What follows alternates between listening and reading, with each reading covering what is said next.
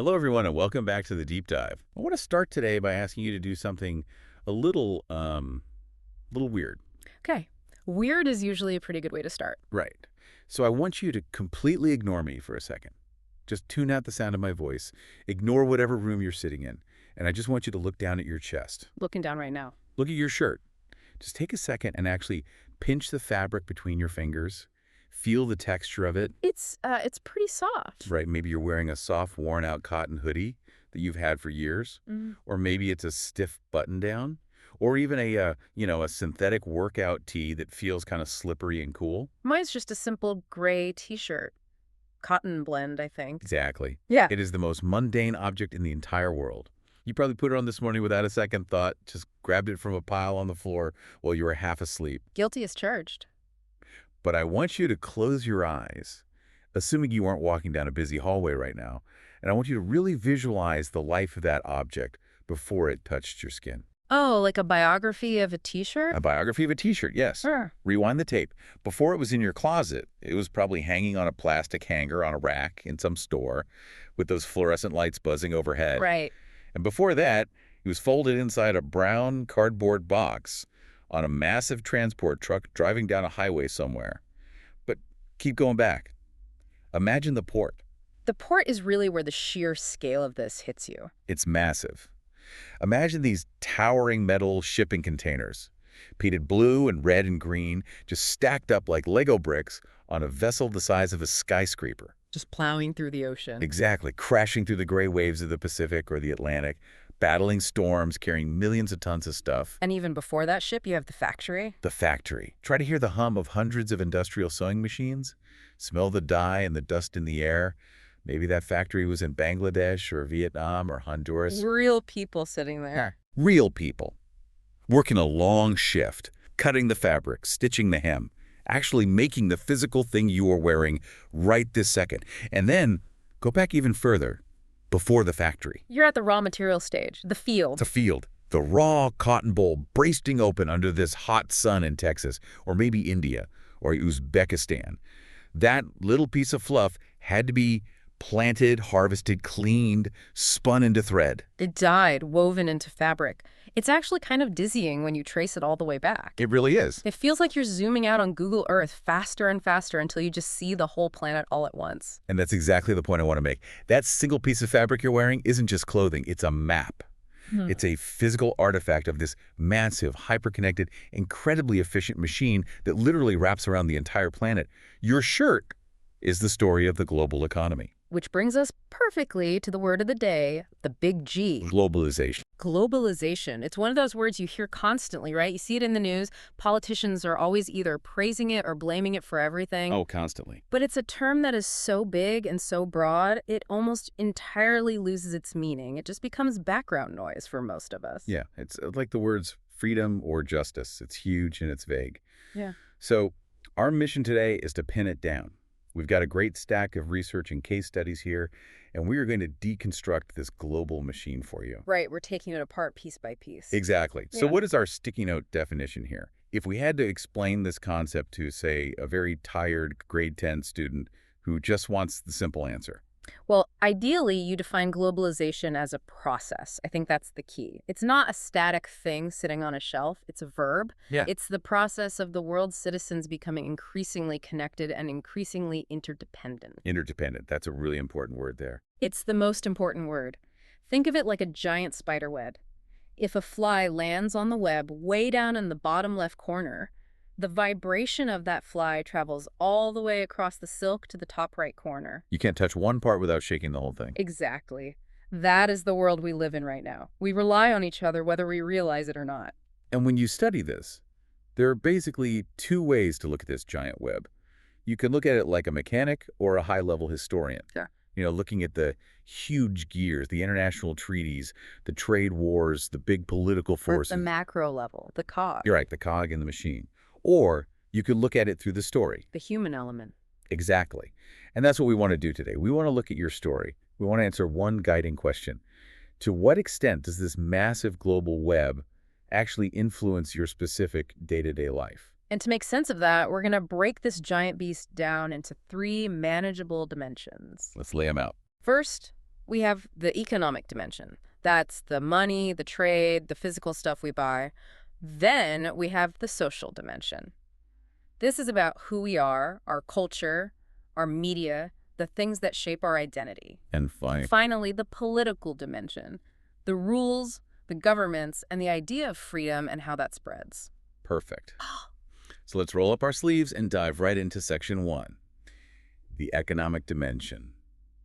The stuff. This is usually where people's brains naturally go first. When Yeah. you say globalization, most people immediately picture that container ship we were just talking about, or maybe a stock market ticker. They think about their wallets. Literally, yes. Yep. Economic globalization is essentially the expansion of company operations and trade networks all across the planet. It's the whole idea that a business doesn't really have a nationality anymore. It lives everywhere at once. And the sheer scale of this is, frankly, hard to wrap your head around just because we are so used to it. We take it for granted. Yeah. But there's a comparison in the research we pulled that I found really striking. The time travel one. Yeah. Huh. Let's go way back to the year 1800. Okay, so horse and buggy times. No electricity. Obviously no internet. Right. If you wanted to cross the Atlantic Ocean in 1800, just get from Europe to North America, how long does that take? You're looking at a solid 2 months. And let's be clear, it was not a fun 2 months. Not a cruise ship. Not at all. It was dangerous, it was miserable, and it was incredibly expensive. You're dealing with scurvy, terrible storms, the very real risk of just getting lost at sea. It was a massive life-risking adventure just to get from London to New York. And today? Today, you can fly that exact same route in about 5 hours. You watch a couple of movies, maybe take a nap, eat some terrible airplane food, and you're there. It's nothing. Or if we're talking about shipping physical goods, a massive container ship can make that crossing in less than a week safely. This is a concept that geographers call time-space compression. I love that term. It's great, right? Right. Because the world hasn't physically shrunk. Right? It's still the exact same giant rock floating in space that it was in 1800. But effectively, practically speaking, it has shrunk. Because travel and shipping have become so unimaginably cheap and so incredibly safe, global trade has just exploded. It used to be a massive luxury to buy something from another continent. Oh, absolutely. Things like spices, silk, fine porcelain that was exclusively for the super rich, kings and queens. Now, it's honestly harder to find something in your room that wasn't made on another continent. The numbers are just staggering. Yeah. We pulled some data here specifically for Canada, just to use as a case study to show how this works for a modern developed nation. Let's hear it. So in the year 2004 alone, Canada exported $429 billion worth of goods. $429 billion. That is nearly $500 billion of stuff leaving the country in one single year. And in that exact same year, they imported $363 billion worth of goods. Right. When you see numbers that astronomically high, it tells you a story. It tells you that the country is not self-sufficient. You can't just throw up a wall, close the borders, and say, well, we're just going to make our own shoes and grow our own coffee and build our own cars from now on. I mean, you could try, but your entire standard of living would collapse overnight. Everything would become incredibly expensive and incredibly scarce. Because of that interdependence. Exactly. That is economic interdependence in action. We need them to buy our stuff, and they need us to buy theirs. And this whole system creates what we call global supply chains. I really want to drill into this supply chain concept for a minute, because I know it sounds kind of boring. It sounds like a dry term from a college business textbook. It does sound a bit dry. But it's actually kind of miraculous when you break it down. Let's look at the device that you, the listener, are using right now. It is the ultimate global object. Absolutely. Whether you're listening on a smartphone, a laptop, a tablet, if you flip it over, somewhere on the back, it probably says assembled in China. Which is technically true, but that is just the very final step of the journey. That's just the room where the screws were put in and the cardboard box was sealed. Right. If you crack that device open, which please don't do that, we're not liable if you break your phone. Please keep your phone intact. But if you did crack it open, what would you actually find inside? It is basically a United Nations of parts in there. You'd find semiconductor chips that probably came from Taiwan because they have a massive, highly specialized industry for that. Right. You'd find the display screen glass and technology coming out of Japan or maybe South Korea. What about the battery? The rare earth minerals in the battery, things like cobalt and lithium, those were likely mined in Africa or South America. And then the actual design of the phone, The software engineering, the coding, that probably happened in an office park in California. It's like puzzle pieces from all over the entire world getting shipped around, snapped together in one factory, and then sold in completely different countries. And the crazy part is that companies are constantly shifting this puzzle around to find the lowest possible cost. It's not a static map. It moves. Constantly. Brazil, for instance, has developed a massive technology manufacturing sector now. They're making iPads there. The supply chain is a living, breathing thing that just flows wherever efficiency is the highest. And it's not just high-tech wizardry like computers. You can see this clearly in the grocery store. The produce section is the wildest place in the world if you stop and think about it historically. Okay, so Canada is a famously cold place. I don't know if you've been there in January, but you are not growing much of anything outdoors. It is snow and ice. Definitely not. You are not farming in January in Winnipeg. The ground is frozen solid. And yet you walk into a grocery store in Winnipeg in the dead of winter, and what do you see? You see literal mountains of bananas, Pineapples. avocados, fresh mangoes, huge plastic boxes of fresh strawberries and blueberries. It is a logistical miracle. You are basically eating sunshine that was grown on the completely opposite side of the planet, delivered fresh to a frozen city. But it does create a tension, doesn't it? It really does. And this is where the critical thinking part comes in for you guys listening. On one hand, buying that cocoa from Ghana or that banana from Ecuador, that creates real jobs for farmers in those regions. It transfers wealth to them. Exactly. And it gives us incredible variety in our diets. But on the other hand, look at the fuel. The carbon footprint of that fruit. Exactly. Does it really make sense, environmentally speaking, to fly a handful of berries halfway across the world on a jet plane just so you can have a fresh smoothie in December? It's a tough question. These extensive trade networks create amazing possibilities, but they also create massive environmental bills that we haven't fully paid for yet. It really challenges our whole idea of what is considered sustainable. So we have to ask, who is driving this bus? Who is organizing all of this? Who is making these millions of berries and iPhones move across the map every single day? Heavy hitters. The TNCs. Transnational corporations. Yeah. Let's make sure we get a solid, clear definition here because this is definitely a vocabulary term you need to know. It's pretty simple to remember. A transnational company is any business that operates in 2 or more countries. Okay, so to be clear, that doesn't just mean a company that exports its stuff to another country. It means actually having boots on the ground there. Correct. Think about McDonald's. They don't just cook burgers in the U.S. and ship them overseas in boxes. Yeah, it'd be gross. Very gross. No, they have actual physical restaurants, their own local supply chains, local management teams, and local employees in over 100 different countries. Other examples? Home Depot, Burger King, even Blockbuster, back when video stores were a thing. They were a massive TNC. What is the primary motivation for these companies? Is it just some supervillain desire for world domination? It's a lot simpler than that. It's just math. It's the economy of scale. Think about it. If I make a great product and I can sell it to 300 million Americans, that's really good. I'll make a lot of money. Right. But if I can sell that exact same product to 6 billion people globally, my profit potential absolutely skyrockets. They go global to unlock brand new markets of buyers and to find cheaper places to manufacture their goods. It's a win-win for their bottom line. Okay, if we're talking about TNCs, we have to talk about the 800-pound gorilla in the room. The company that basically rewrote the entire rule book for global retail. We definitely need to talk about Walmart. This is such a fascinating case study in the research we looked at because it perfectly highlights the friction and the controversy of globalization. So Walmart is a deeply American company, born and bred in Arkansas. Very much so. It has a deeply American corporate culture. The whole Sam's Club ethos, the way they manage things is very U.S.-centric. But in 1994, they decided they wanted to expand north. They entered the Canadian market. But they didn't do it slowly. They didn't just build one store in Toronto to see how it went. No, they executed a massive takeover. They straight up bought 122 existing stores from a struggling Canadian chain called Woolco. So literally overnight, they were everywhere. That is an instant empire. It was, and the growth didn't stop there. By 2004, which is just 10 years later, they had grown that into 288 massive stores. But here's the statistic that completely blows my mind. Let's hear it.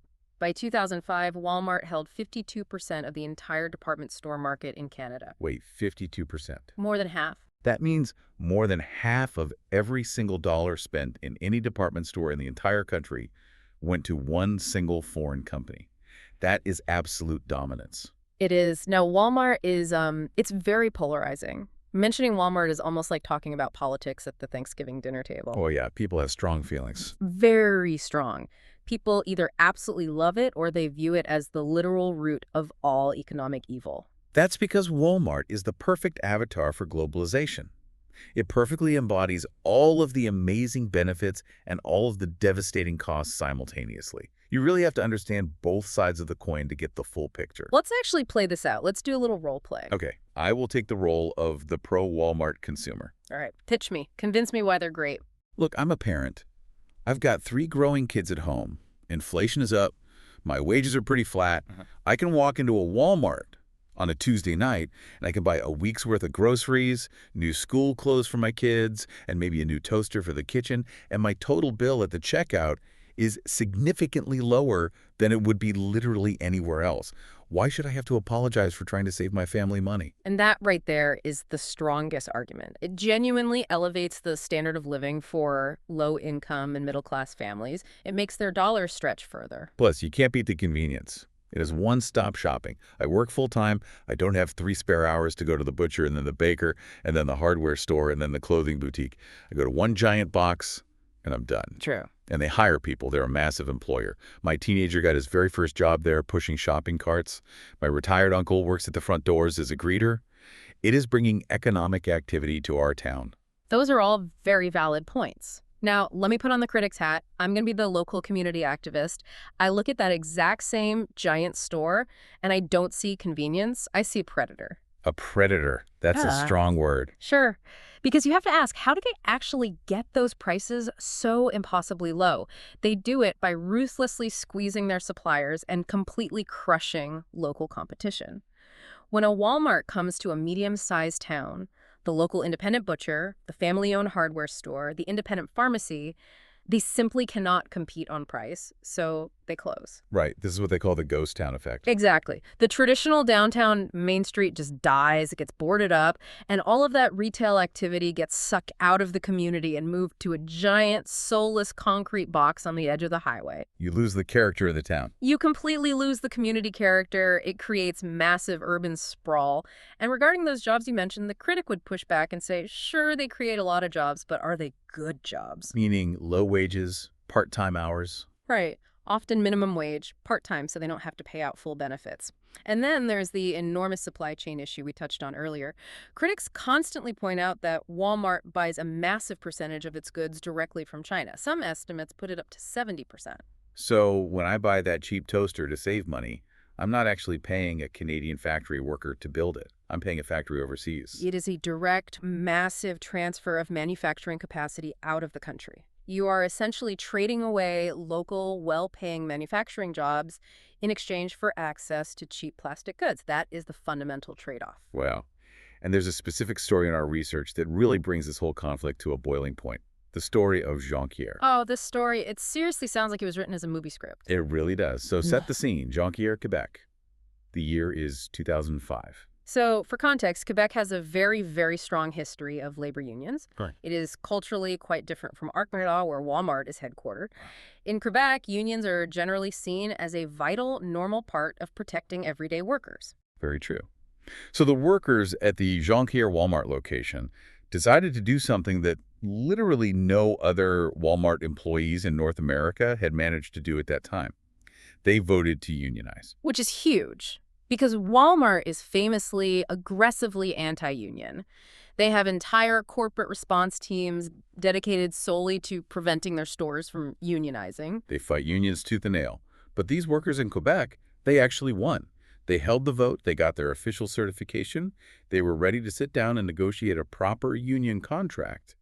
They really thought they had changed the game. And how did Walmart corporate respond to this historic moment? Did they sit down at the negotiating table? No.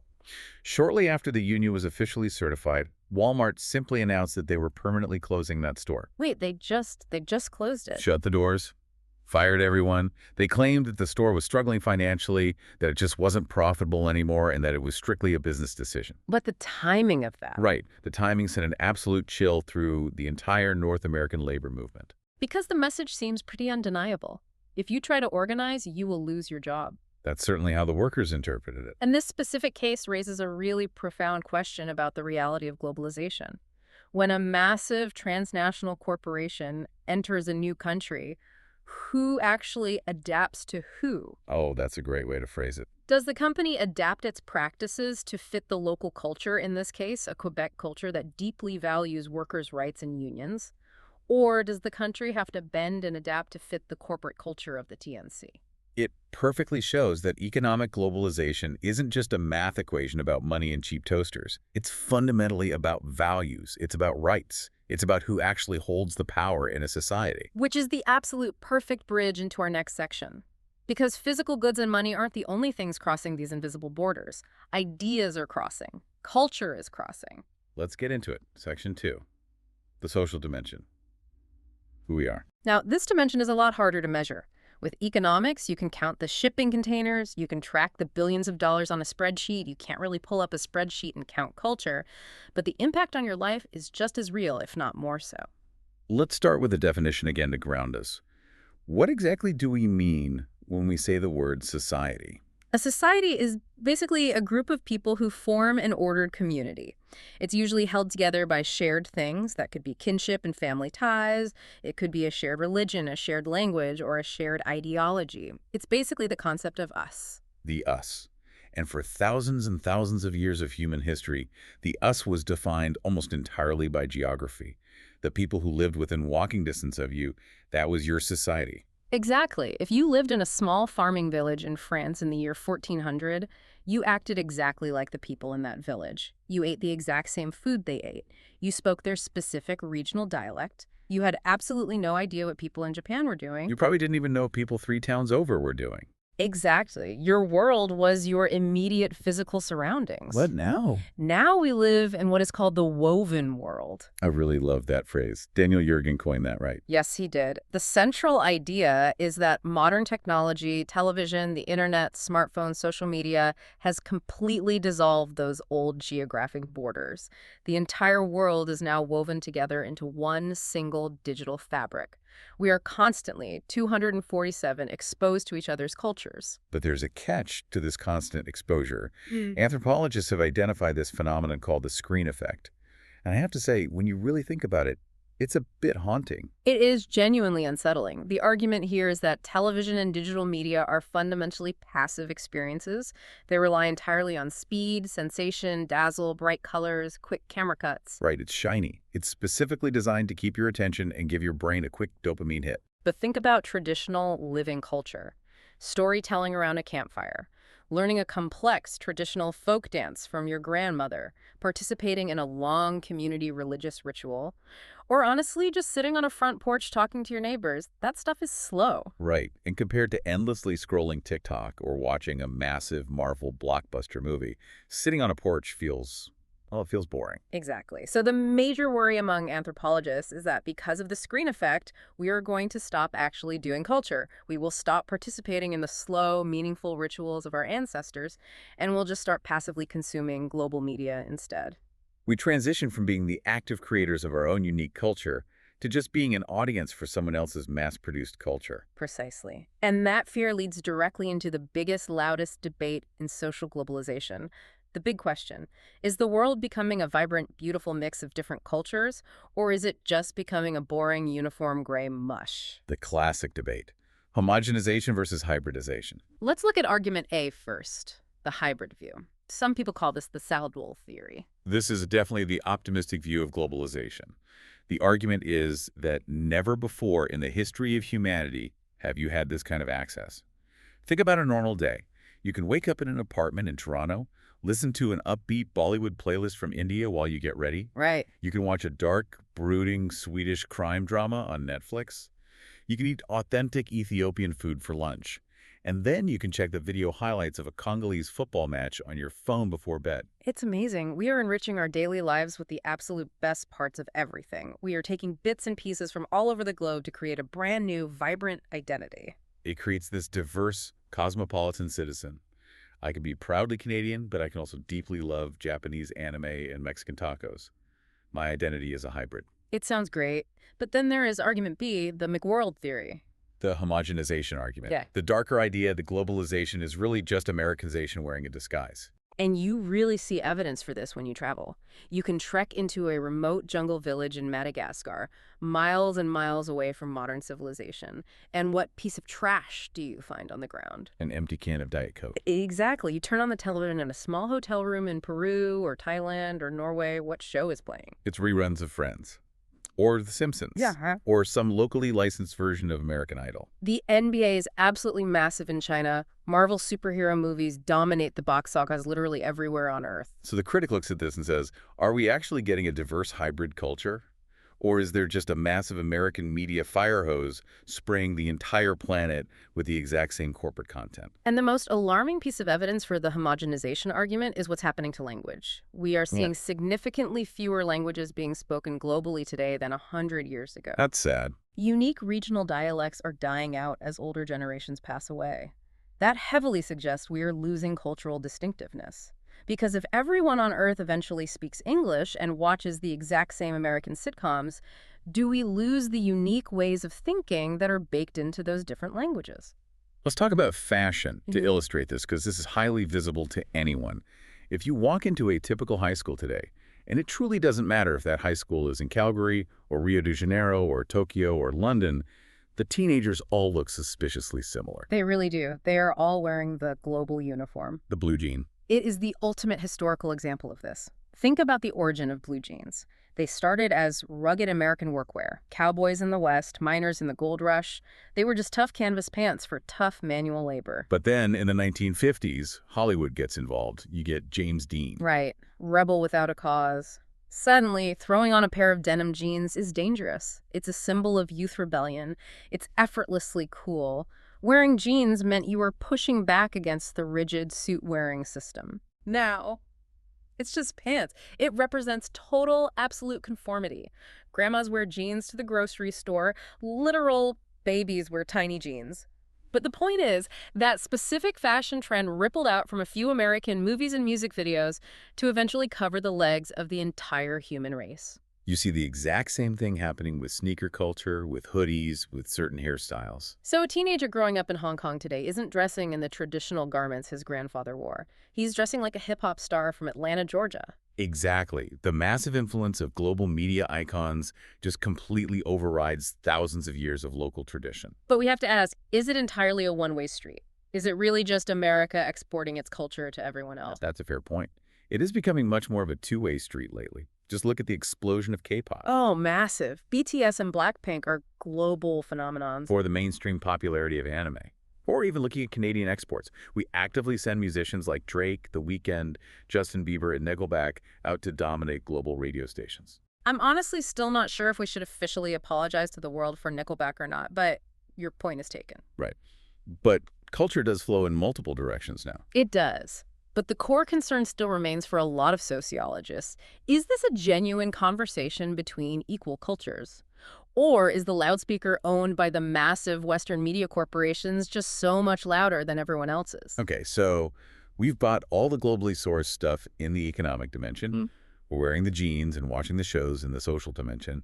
Now we need to look at the actual rules of the game. Section 3, the political dimension. This is all about power, rules, and freedom. So politics used to be intensely, fiercely local. You vote for your town mayor because they fix your potholes. You worry about your local city council. Your prime minister makes laws that strictly apply to your specific country.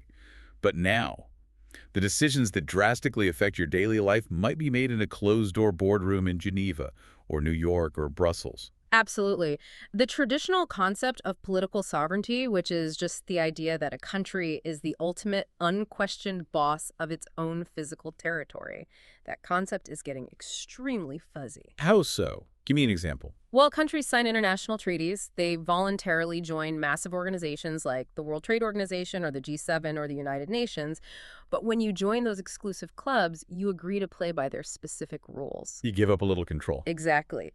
So a ruling made by the WTO in Europe about import tariffs might literally force the Canadian government to change its own internal laws, regardless of whether the Canadian voters actually want that change or not. So political influence is heavily coming from the outside in. It is. And we also see this this global political mindset in how we react to crises now. Look at international disaster relief. That's a really good example of political globalization. It is. 100 years ago, if a tsunami hit Southeast Asia or a massive earthquake devastated a region in Turkey, people in North America might read about it in the paper weeks later and feel bad, but that was it. Today, the government immediately responds. We send millions in financial aid. We send military logistics troops. We send specialized teams like the DART team. Exactly. We actively accept a political and moral responsibility for the well-being of people who are not our citizens, who live on the other side of the planet. That is the essence of political globalization right there. The idea that our actual political community extends far beyond our drawn borders.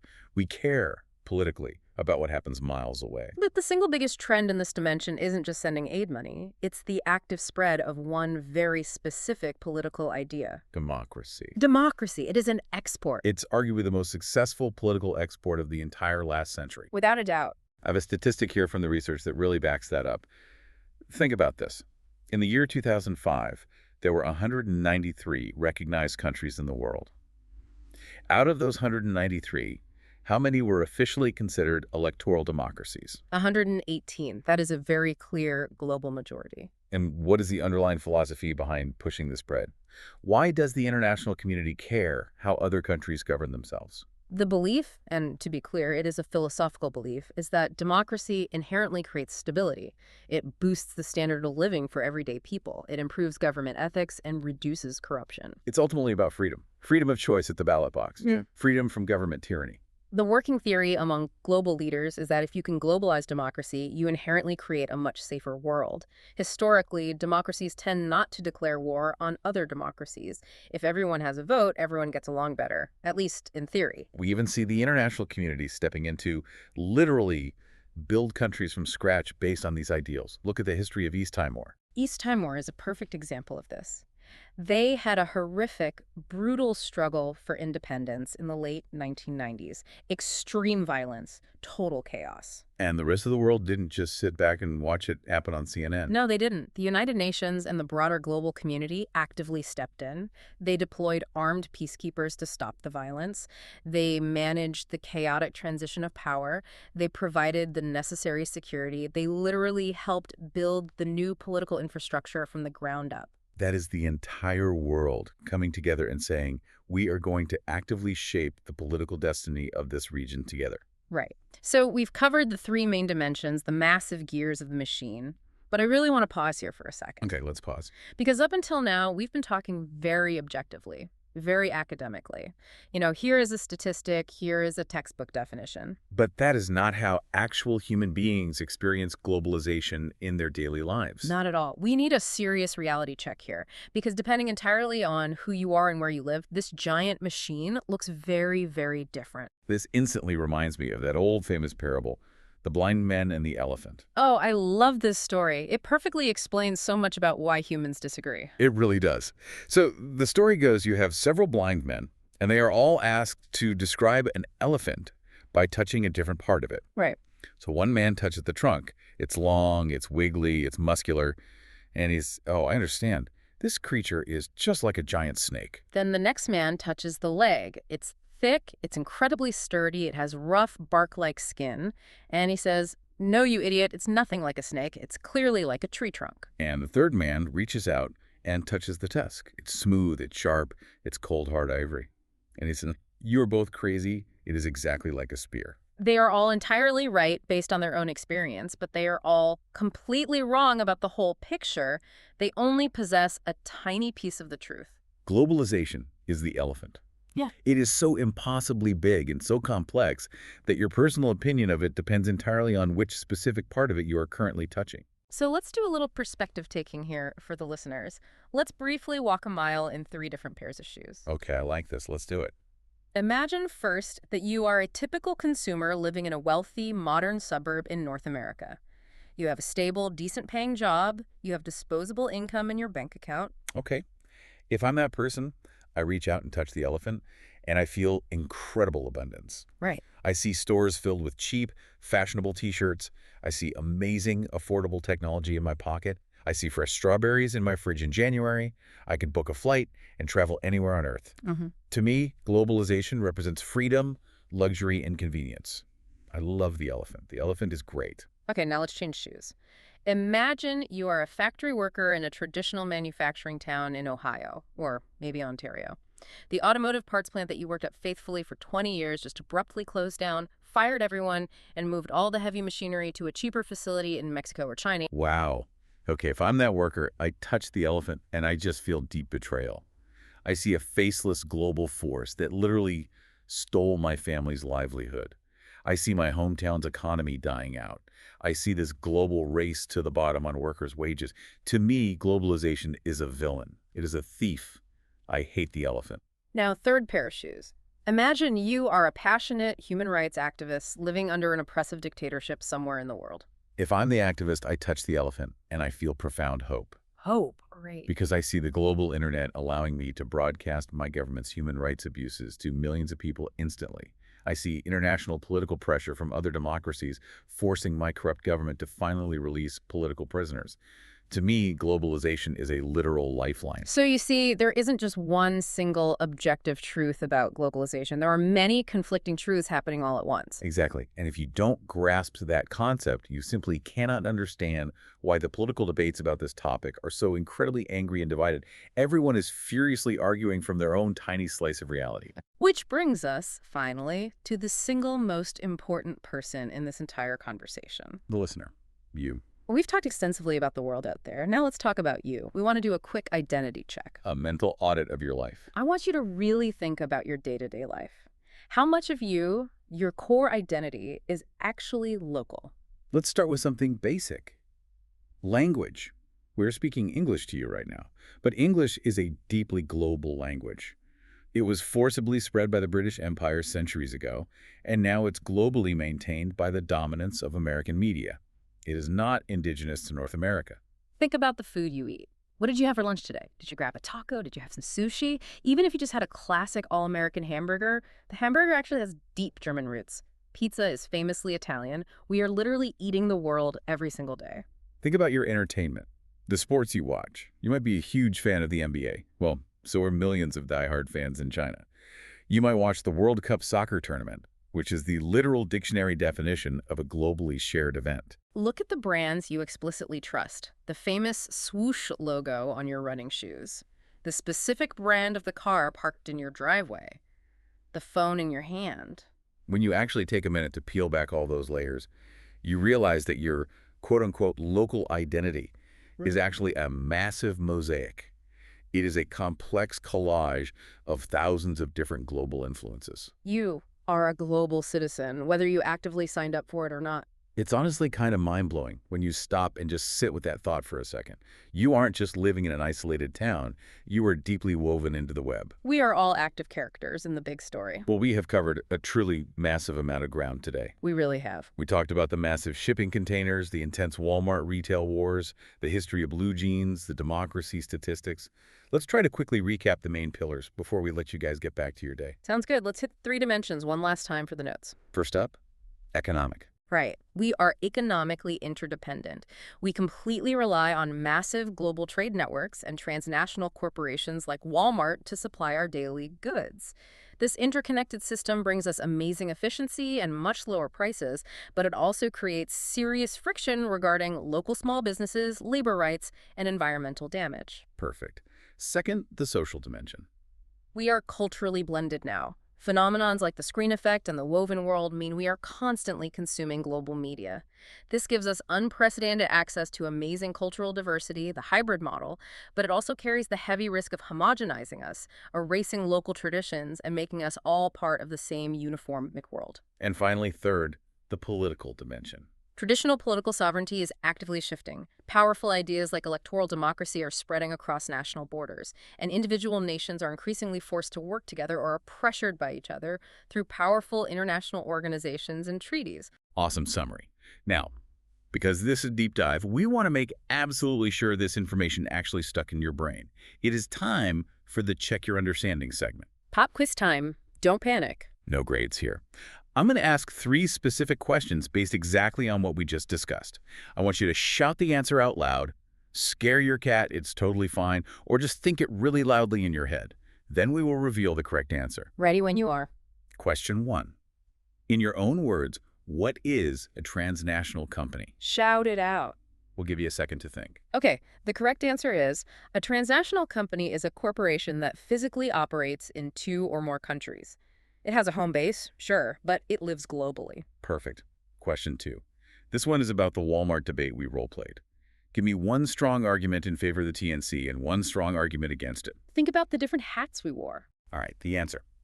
The pro argument is usually focused on low consumer prices, extreme shopping convenience for busy families, and mass job creation. The con argument focuses on hurting local small businesses, creating dead retail zones downtown, and offering generally low wages. Nailed it. Question 3, the last one.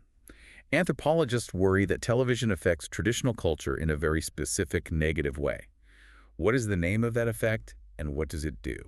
Think about the porches versus the screens. Okay, the answer is the screen effect. It suggests that people stop actively participating in their own living culture because those traditional ways start to seem incredibly dull and slow compared to the bright speed and sensation of modern media. How'd you do? Did you get 3 for 3? If you miss one, hey, you might just have to rewind the track. Before we officially sign off today, we have one final provocation for you to chew on. A little challenge for the next time you leave your house. We want you to play detective. The next time you walk into a store, literally any store, just pick up a random item off the shelf. Could be a candy bar, a running shoe, a video game controller. But don't just look at the price tag. Look closer at it. Read the fine print on the label. Find that little maiden stamp. And when you find it, ask yourself a few questions. Who actually made this? What were their hands like? How did this physical object get from their hands across the world to this exact shelf? How many borders did it have to cross? And finally, the biggest question. Ask yourself, how does my decision to buy this specific item physically connect me to a real person on the complete opposite side of the planet? Because every single purchase you make is a vote. And every single item around you has a massive story. It really does. Thanks for joining us on this deep dive. Stay curious, stay connected. Goodbye, everyone.